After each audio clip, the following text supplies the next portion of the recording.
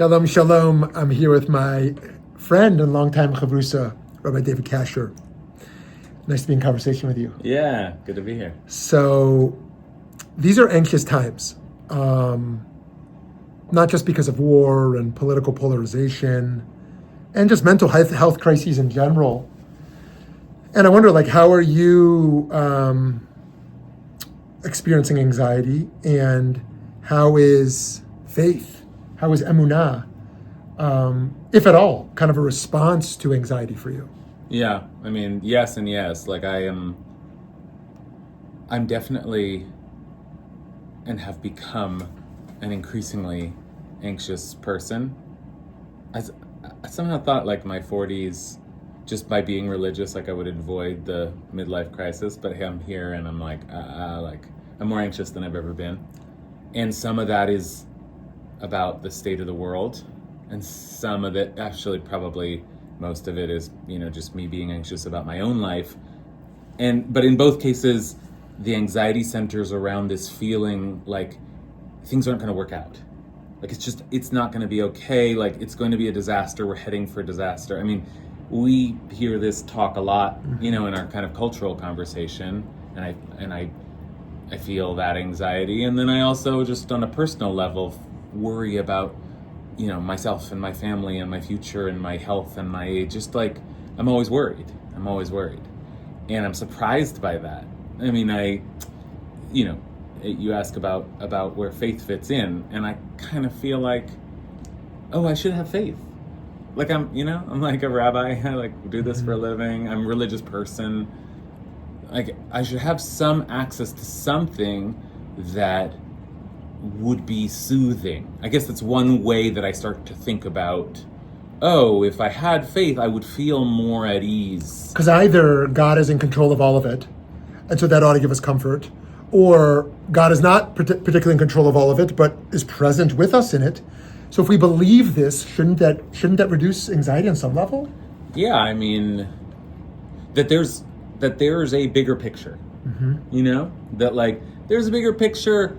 And I don't know about the faith where you just know everything is right and in place. That would be hard to feel or to access. But to have faith in some idea that, I don't know if I would say there's a plan, but there's a bigger picture. My fears are rooted in a particular moment, in a particular experience, in a particular attachment to the outcome that I hope will happen and I worry won't happen. But actually, God means that there's something much bigger going on, and I can just trust in that going on, and it'll just go on. And I'm just here to be a part of it. And I can let my anxiety, which is partially rooted in my feeling that I have to make the right decision, and I have to get this right. I have to control things. I have to live up to the moment in such a way that, I don't know, or else everything will collapse, could I instead just sort of be present and be, okay with whatever is, because I have faith that there is a bigger picture. So you and I have been learning the Tzavas HaRivash for some time. Anthology of the teachings of the Baal Shem Tov, the founder of Chassidut, and his student, Rav Dover Mezrich, his disciple, his friend. And one of the ones that jumped out for us here, a long time ago actually, was the second Torah, Shviti Hashem lenegdi tamid, that I place in front of me God always. This God consciousness is always with me in the face of any anxiety. That's it's like a famous pasuk from Psalms, because it's often carved above the Aron. Shiviti Hashem lenegdi tamid. I place God before me always. I'm always thinking about God. I'm always, and with the Aron, with the Torah in front of us, it's now I'm thinking about it. And it's funny because normally that might be a trembling image. But here we're talking about it should be a calming image. Actually, I don't have to be so overwhelmed because God is before me. Right. So then it goes on, Shviti Lashon Hishtavut. How would you define hishtavut in this context? This is such an incredible Torah. Just the language play there is like shiviti is I place, but it's also related to shaveh, like because equal, like even. Because when you place, sort of something against something else, it's all that's the relationship. It's like you put them so that they're right up against each other, they're even. But he really plays on that language and says that Shiviti Hashem lenegdi tamid is lashon hishtavut, meaning like this, like the language of equalness, sameness, like everything being like in some kind of equilibrium is one word that I would use for it. He says here, B'chol davar amura hakol shaveh etzlo. Anything that happens, everything is the same to you. Everything's the same. Like you experience, it's all.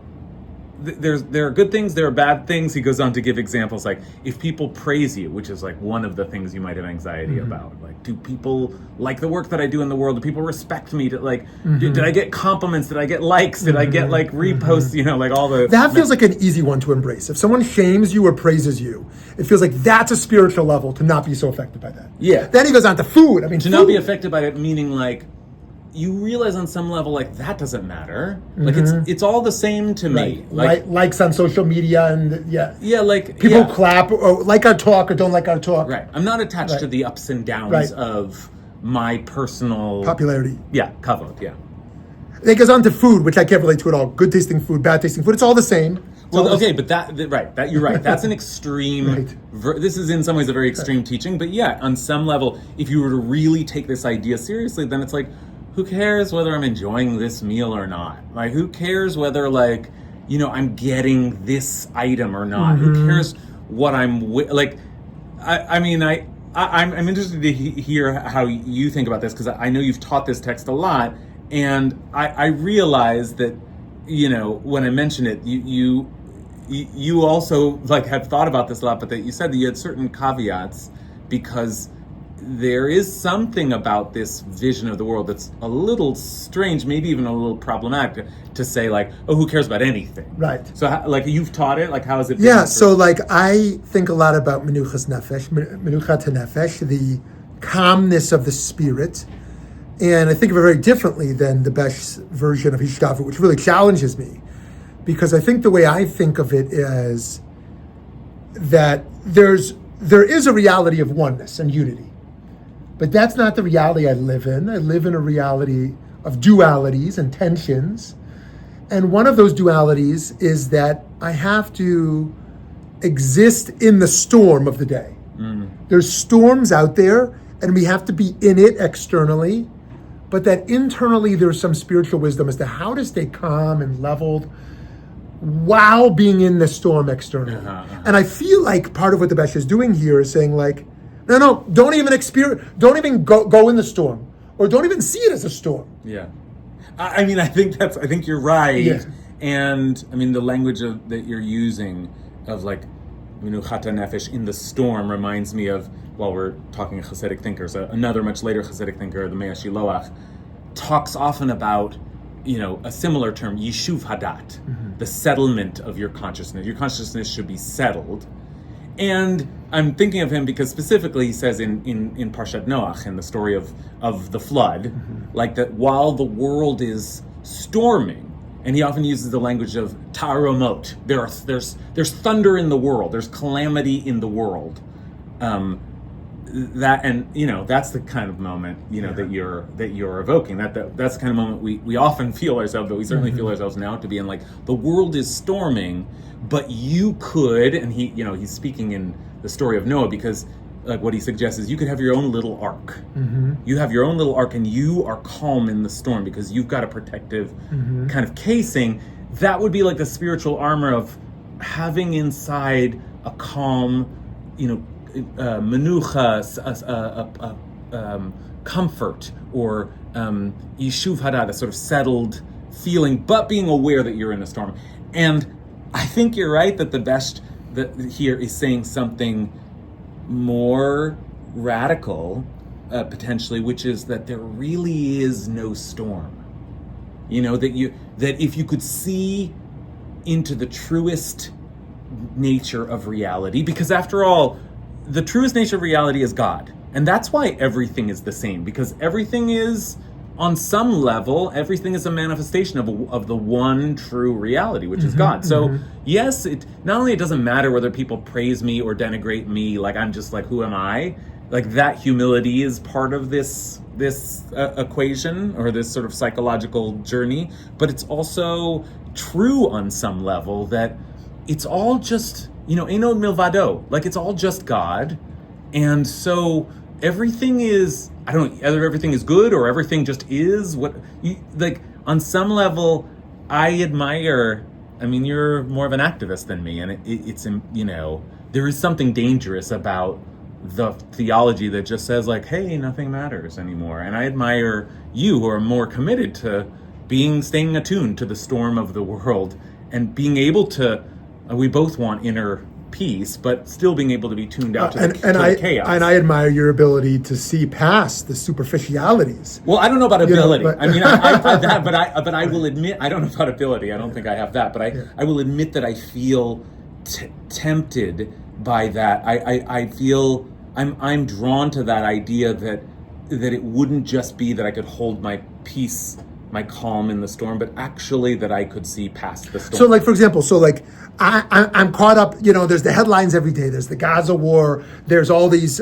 infighting in the country. There's the markets going up and down, and tariffs and economic instability and, cultural wars on the highest level. Not to mention everything else going on in the Jewish world and my local community and my own life, and my inclination is, how do I get in it? How do I protect myself and stay balanced? But how do I get in it? How might you, with an orientation towards Hishtavut and the best, how might you think of like a moment like this of just an epidemic of anxiety, but also so many social problems? How might you think about a Hishtavut orientation in a moment like this? Right.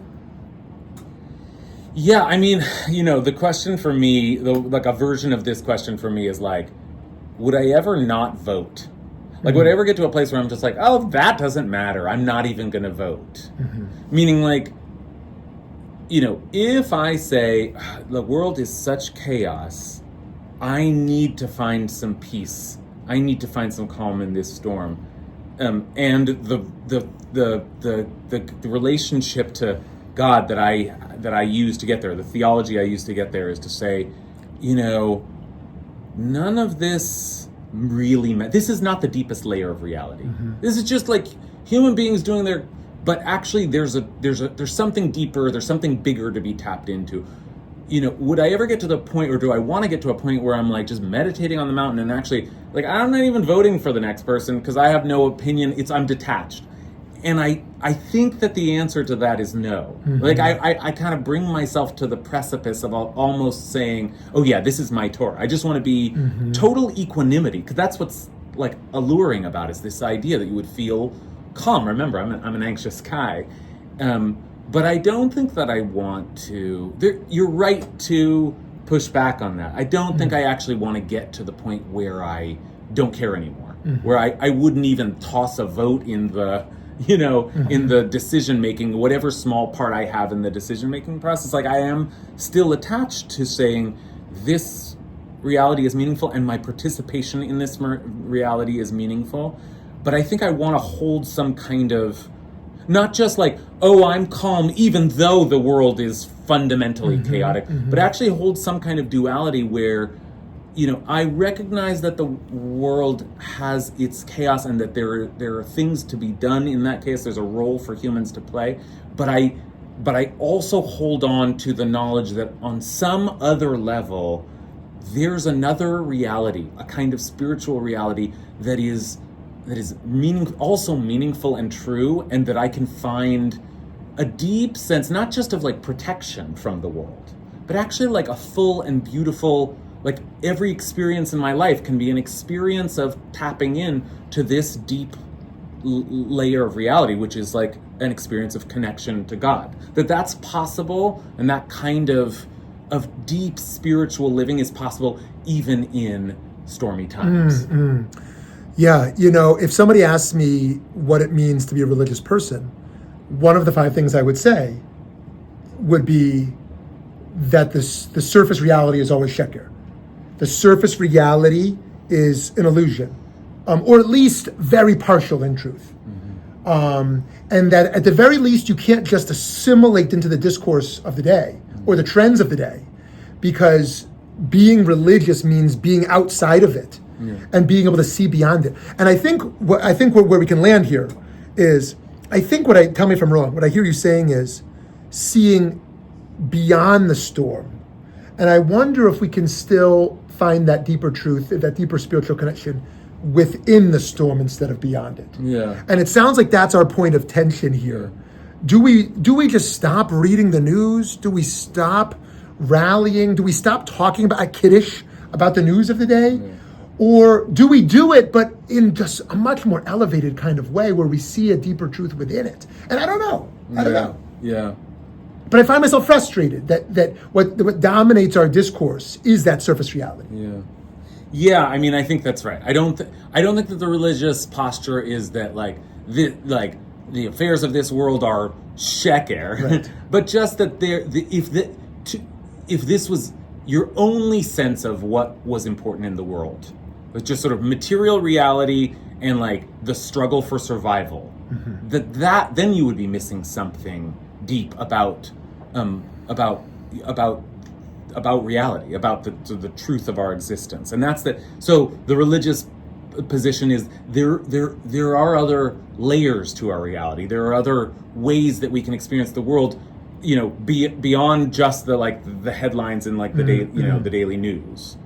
Having said that, I don't think this is about, this acknowledges that you are aware that people praise you, and you are aware that people denigrate you. You are aware that food can be good at tasting and food can be bad tasting. It's not that you lose all sense of what is true in the material, real, everyday news of the world, but that you have a certain kind of equanimity in your relationship to those things, because you understand, yes, things are bad right now, or yes, things are great right now, but this is not, and I acknowledge that, and I'm a part of that, and I have an experience of that, but this is not the only way to experience the world or reality. And in fact, we know that because even in the darkest times, we have a moment where we have a joke with our friends, or or we do have a nice meal, or just we give someone a hug, and we experience joy in the midst of calamity all the time. And the opposite is true. We can be attached to our needs, our need fulfillment so much that even in great times that we are anxious. And and I think that what I want is an access to some stability, some sense that that maybe what we want isn't so different. Maybe in the end I'm conceding that I don't really want to see past the storm, that I don't really want to be oblivious to the storm of the world or to the storm of my life. And I can see that I don't just want to be immersed in the storm also. Yeah, so it's can you hold both of these things to be true? Can you be aware of the storms of the world, the thunder of the world, and still not entirely immersed in it? Do you have some refuge, whether it's just a little protective arc or box or sort of space within you, or whether it's a whole different layer. My religious life can exist in this full, I'm celebrating the holidays, I'm having, a Shabbat dinner with my friends and family. There's a whole level of, and it isn't just a religious layer. It could just be my personal life is full of all kinds of meaning. My intellectual life is full of all kinds of meaning. I must hold on to other layers of my reality that are not just either the news or, my career and financial well-being and success in the world. These, if we just live in the chaos of those storms, then I think we're not really living. Well said. Well said. So friends, whatever your orientation is here, we hope you will take care of your mental health. It's so important that we find some spiritual equanimity. I think the trends in the Jewish world today are either that those who are immersed in the Tov v'Yashar, those who view Judaism as a vehicle for ethics, and those who are immersed in Kedusha, those who view Judaism as a pathway towards spirituality. And I just want to add to that, by the way, one last thing, which is that there are methods for cultivating equanimity. Yeah. I'm not great at them. I admitted that I'm an anxious person, but there's a reason that these are words, Shiviti Hashem Lenegdi Tamid, that we carve above the ark.